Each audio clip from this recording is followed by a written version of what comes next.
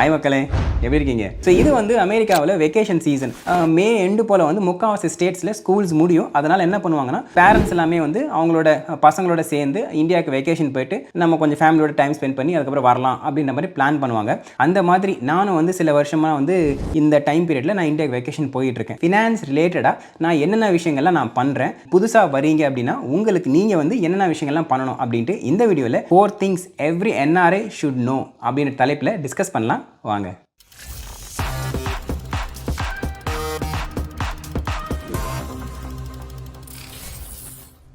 Number 1 என்னென்னு பார்த்தீங்கன்னா, எல்லாருக்குமே இந்தியாவில் ஒரு பேங்க் அக்கௌண்ட் இருக்கும். FEMA ரூல்ஸ் படி, FEMA ஆக்சுவலாக இது வந்து யூஎஸில் இருக்க FEMA இல்லை, இது இந்தியாவில் இருக்க FEMA. யூஎஸில் இருக்க FEMA வந்து ஃபெடரல் எமர்ஜென்சி மேனேஜ்மெண்ட் ஏஜென்சி. அது வந்து டிசாஸ்டர் அப்போ எப்படி வந்து ஹேண்டில் பண்ணணும் அப்படின்றத பற்றியும் அதை பற்றி ஆராய்ச்சி பண்ணுற ஒரு ஏஜென்சி. இது வந்து அமெரிக்காவுது.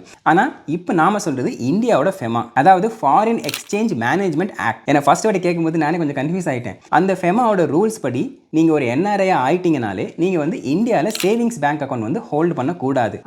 அப்படி பண்ணால் என்ன அப்படின்ற மாதிரி சில பேருக்கு தோணும். ஆக்சுவலாக ரூல்ஸ் படி அது அலௌடு கிடையாது. அப்படியே நீங்கள் வந்து பண்ணுறீங்கன்னு தெரிஞ்சால் உங்களுக்கு வந்து நிறைய ஃபைன்ஸ் வந்து இருக்குது. நீங்கள் அந்த நியரஸ்ட் பேங்க் பிரான்ச்சுக்கு போயிட்டு அதை வந்து NRO அக்கௌண்ட்டாவோ இல்லை NRE அக்கௌண்ட்டாவோ சேஞ்ச் பண்ணிக்கலாம். NRO அக்கௌண்ட்டுக்கு நார்மல் சேவிங்ஸ் அக்கௌண்ட்டுக்கு என்ன வித்தியாசம்னு பார்த்தீங்கன்னா, நீங்கள் நார்மல் சேவிங்ஸ் அக்கௌண்ட்டில் என்னெல்லாம் பண்ண முடியும் அது எல்லாமே அப்படியே NRO அக்கௌண்ட்டில் பண்ணியிருப்பாங்க. சும்மா ஒரு பேர் மட்டும் பார்த்தீங்கன்னா, ஓகே இந்த சேவிங்ஸ் அக்கௌண்ட் வந்து இனிலேருந்து NRO அக்கௌண்ட் மாறிச்சு போங்க அப்படின்ற மாதிரி வந்து கொடுத்துருவாங்க. மீது எல்லாமே அந்த ஆப்ரேஷனாக இருக்கட்டும், அந்த அக்கௌண்ட்டாக இருக்கட்டும், every thing remains the same. Okay, அதனால் வந்து NRO அக்கௌண்ட்டை மாற்றிக்கிறது ரொம்ப நல்லது.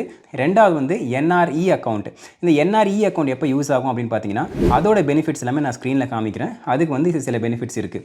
இப்போ நீங்கள் அமெரிக்காவில் வந்து சம்பாதிக்கிறீங்க, இல்லை ஒரு ஃபாரின் கண்ட்ரியில் போய் சம்பாதிக்கிறீங்க, அந்த ஒரு பார்ட் ஆஃப் அமௌண்ட்டை நான் வந்து இந்தியாவில் வந்து நான் சேவ் பண்ணணும், நீங்கள் அந்த காசை வந்து NRE அக்கௌண்ட்டுக்கு ட்ரான்ஸ்ஃபர் பண்ணிக்கலாம். அந்த மாதிரி ட்ரான்ஸ்ஃபர் பண்ணும்போது NRE அக்கௌண்ட்டில் வந்து இந்தியன் ருப்பியில் அது வந்து சேவ் ஆகும். அண்ட் ரெண்டாவது அதுக்கு வந்து எந்த ஒரு டேக்ஸும் கிடையாது. அதனால் இங்கே ஏற்கனவே டேக்ஸ் கட்டிட்டு அந்த மணியை நீங்கள் வந்து இந்தியாவுக்கு அனுப்பும்போது அதுக்கு வந்து டேக்ஸ் அங்கே வராது. ஸோ இந்த மாதிரி நிறைய வித்தியாசங்கள் இருக்குது. ஸோ இப்போ நான் வந்து எப்படி NRIன்னு கிளாஸிஃபை பண்ணுறதுன்னு பார்த்தீங்கன்னா, நீங்கள் அமெரிக்காவுக்கு ஸ்டூடெண்ட் வீசாலையோ இல்லை இங்கே ஒர்க் பண்ணுறதுக்கு வந்தீங்கனாலோ, ஸோ அந்த மாதிரி வரீங்கனாலே நீங்கள் ஆட்டோமேட்டிக்காக NRI கேட்டகரியில் வந்துடுவீங்க. பட் ஆனால் டூரிஸ்ட் வீசாவுக்கு அது வந்து பொருந்தாது. நீங்கள் வந்தீங்கன்னா அட்லீஸ்ட் ஒரு 1-2 மாதம் தான் இங்கே இருப்பீங்க. அதனால் டூரிஸ்ட் வீசாவில் வரவங்க வந்து டூரிஸ்ட்டாக தான் கிளாஸிஃபை ஆவாங்க. அதனால் அது வந்து டிஃப்ரெண்ட் கேட்டகரி. ரெண்டாவது வந்து மோஸ்ட் இம்பார்ட்டண்ட்டாக டேர்ம் இன்சூரன்ஸ். நிறைய பேர் பண்ணுற ஒரு தப்பு என்னன்னு பார்த்தீங்கன்னா, அவங்க வந்து அமெரிக்காவில் ஒர்க் பண்ணும்போது இங்கே வந்து டேர்ம் இன்சூரன்ஸ் எடுத்து வச்சிருப்பாங்க. அண்ட் அந்த டேர்ம் இன்சூரன்ஸுக்கு மாதத்துக்கு ஒரு $100 கட்டணும்னு வச்சுக்கோங்களேன். ஒரு ஃபார் எக்ஸாம்பிள் ஒரு 1 மில்லியன் கவர் ப்ளஸ் பிளானுக்கு ஒரு மாதத்துக்கு $100 கட்டணும்னு வச்சுக்கோங்க. இந்தியாவுக்கு போகும்போது அங்கே வந்து நான் இதே டேர்ம் இன்சூரன்ஸ் நான் ப்ரீமியம் கட்டலாம். ஆனால் என்ன ஆகும்னு பார்த்தீங்கன்னா, நான் இந்தியாவில் வந்து இங்கே $100 அப்படிங்கிறது இந்தியாவில் இப்போதைக்கு வந்து $8,000 இருக்குது. அண்ட் ஒரு 10 வருஷம் கழிச்சு அந்த 8,000ங்கிறது ஒரு 18,000 ஆகலாம். ஏன்னா ருப்பியோட வேல்யூ கம்மியாகலாம், இல்லை அமெரிக்கன் டாலரோட வேல்யூ வந்து ஸ்ட்ரென்த் அதிகமாகலாம். ஸோ என்ன ஆகும்னு பார்த்தீங்கன்னா, நீ இந்தியாவில் இருந்துட்டு ஒவ்வொரு மாதமும் என்னால் வந்து 10,000 15,000 கட்ட முடியாது. வந்து ஒரு ஆக்வர்டான சிச்சுவேஷனில் இருப்பேன். இத்தனை வருஷமாக நான் வந்து கான்ட்ரிபியூட் பண்ணிட்டு வந்து அந்த கவரேஜ் இழக்கணுமா அப்படிங்கிற மாதிரி ஒரு டைரிமாவில் வந்துடும். இது வந்து நிறைய பேர் இங்கே வந்து ஃபேஸ் பண்ணுற ஒரு ப்ராக்டிக்கலான சிச்சுவேஷன். அதனால் நீங்கள் வந்து அமெரிக்காவில் ஒரு இன்சூரன்ஸ் எடுத்துக்காது ரெண்டாவது விஷயம். ஆனால் இந்தியாவில் NRIக்குன்னு நிறைய ஸ்பெசிஃபிக்கான வந்து டேர்ம் இன்சூரன்ஸ் இருக்குது. அது வந்து எடுத்துக்கிறது ஒரு ரொம்ப மஸ்ட். ஸோ NRIக்குன்னு இருக்கிற ஸ்பெஷலான டேர்ம் இன்சூரன்ஸ் பிளான் பற்றி நீங்கள் கேள்விப்படலைன்னா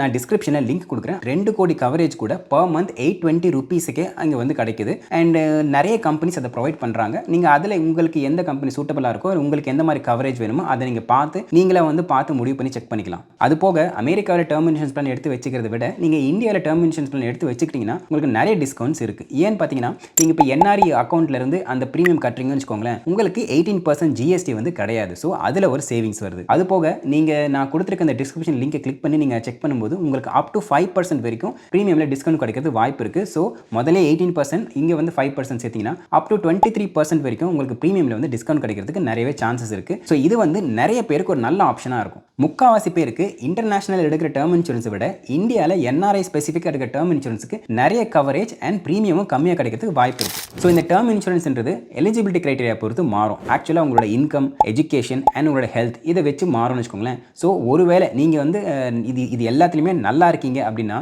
நீங்கள் தாராளமாக டேர்ம் இன்சூரன்ஸ் எடுத்துக்கலாம். அண்ட் அது போக எவ்வளோக்கு கம்மியான ஏஜில் நீங்கள் டேர்ம் இன்சூரன்ஸ் எடுக்கிறீங்களோ அவ்வளோக்கு உங்களுக்கு வந்து பெஸ்ட்டாக இருக்கும். ஏன்னா இந்த டேர்ம் இன்சூரன்ஸ் பிளானில் மட்டும்தான் நீங்கள் அந்த ப்ரீமியம் வந்து ஃபஸ்ட் வாட்டி நீங்கள் என்ரோல் பண்ணும்போது என்ன ப்ரீமியம் லாக் பண்ணுறீங்களோ அந்த ப்ரீமியம் தான் நீங்கள் அது கடைசி வரைக்கும் வச்சிருப்பீங்க. ஸோ சே ஃபார் எக்ஸாம்பிள் நீங்கள் ஒரு மாதத்துக்கு வந்து ஒரு 1000 ரூபா கட்டி நீங்கள் ஒரு டேர்ம் இன்சூரன்ஸ் பிளான் எடுக்கிறீங்கன்னு வச்சுக்கோங்களேன். நீங்கள் இந்த 1000 தான் எத்தனை வருஷம் நீங்கள் அந்த பிளான் எடுக்கிறீங்களோ அத்தனை வருஷம் வரைக்கும் லாக்இன் ஆயிருக்கும்.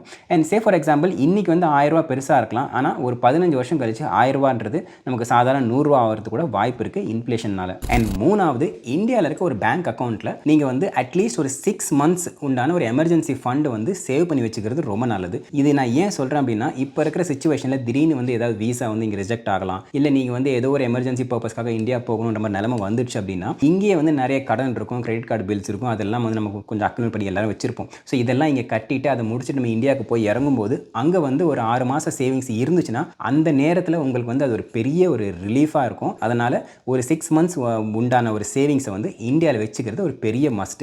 அது வந்து சேவிங்ஸ் அக்கௌண்ட்டில் வச்சுக்க வேண்டாம். நீங்கள் அதுக்கு நிறைய ஃபிக்ஸட் டெபாசிட் இருக்குது, இல்லை மியூச்சுவல் ஃபண்ட் இருக்குது, அதுக்கேற்ற மாதிரி நீங்கள் ஒரு அக்கௌண்ட்டில் போட்டு வச்சிருந்தீங்க அப்படின்னா ஈஸியாக வித்ட்ரா பண்ணுற மாதிரி ஒரு அக்கௌண்ட்டில் போட்டு வச்சிருந்தீங்கன்னா நமக்கு தேவைப்படும் போது அதை வந்து எடுத்துக்கலாம். அதே மாதிரி சும்மா அங்கே இருக்கிற நேரத்தில் அது வந்து க்ரோ ஆகிட்டு இருக்கும். இது ரெண்டுமே வந்து ஒரு வின் வின் சிச்சுவேஷன் தான். நாலாவது, இந்தியாவிலேருந்து வரும்போதே நான் ரொம்ப ரெக்கமெண்ட் பண்ணுறது என்னன்னு பார்த்தீங்கன்னா ஒரு ஹெல்த் இன்சூரன்ஸ் பிளானை வந்து எடுத்துக்கோங்க.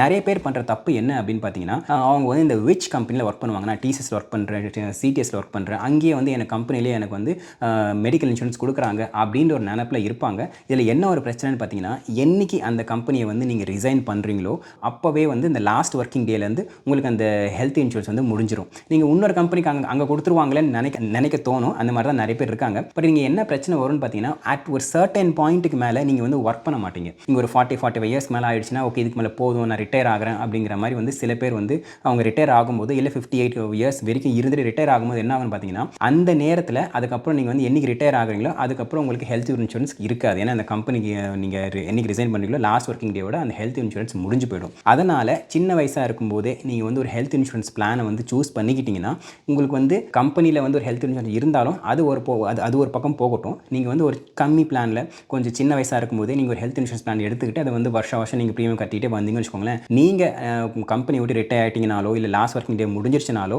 அந்த கவரேஜ் வந்து உங்களுக்கு பெரிய ரிலீஃபாக இருக்கும். இது நிறைய பேர் வந்து இதை நம்ம யோசிக்கலையே அப்படிங்கிற மாதிரி அப்புறமா லேட்டர் பார்ட் ஆஃப் டைமில் வந்து நிறைய ரிக்ரெட் பண்ணுறாங்க. அதை அவாய்ட் பண்ணணும்னா நீங்கள் இந்தியாவுக்கு போகும்போது ஒரு நல்ல ஹெல்த் இன்சூரன்ஸ் பிளானை பார்த்துட்டு நீங்கள் வந்து சூஸ் பண்ணிக்கலாம். அண்ட் இது வெக்கேஷன் போகும்போது ஏன் பண்ணணும்னு ஒரு சில நேரத்தில் உங்களுக்கு நல்ல ஹெல்த் இன்சூரன்ஸ் பிளான் வந்து கம்மியான ரேட்டில் கிடைக்கும்போது அவங்க என்ன பண்ணுவாங்கன்னா, உங்களுக்கு வந்து ஒரு மெடிக்கல் டெஸ்ட் வந்து அவங்க சொல்கிற சென்டரில் தான் போய் எடுக்கணும் அப்படின்ற மாதிரி ரிக்வயர்மெண்ட் வச்சிருப்பாங்க. ஸோ அதை ஃபுல்ஃபில் பண்ணுறதுக்கு நீங்கள் வந்து வெக்கேஷனுக்கு போகும்போது ஒரு ஹெல்த் இன்சூரன்ஸ் பிளான் நீங்கள் எடுத்து வச்சுக்கிட்டீங்கன்னா அது உங்களுக்கு பெரிய ஒரு ரிலீஃபாக இருக்கும். இப்போ டிஸ்கஸ் பண்ண இந்த 4 பாயிண்ட்ல என்ஆர்ஐ ஸ்பெசிஃபிக்காக இருக்கிற டேர்ம் இன்சூரன்ஸ் தான் என்ன பொறுத்த வரைக்கும் டைம் சென்சிட்டிவ். எவ்வளோ சீக்கிரம் எடுக்கிறோமோ அவ்வளோ நல்லது. எல்லோரும் தன்னோட ஃபேமிலியை ப்ரொடெக்ட் பண்ணணும் அப்படின்னு தான் நினைப்பாங்க. ஆனால் சில நேரத்தில் பிஸியான ஷெடியூல்னால தள்ளி போட்டுக்கிட்டே போவாங்க.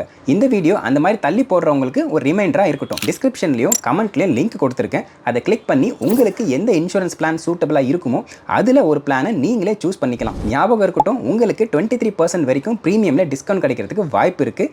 லிங்கை செக் பண்ணி பாருங்கள். அண்ட் அவ்வளோதாங்க. இதே மாதிரி இன்னொரு இன்ட்ரெஸ்டிங்கான வீடியோ சந்திக்கிறேன். அது வரைக்கும் thank you, tata, take care, bye bye and சொந்தம் தொடர சப்ஸ்கிரைப்.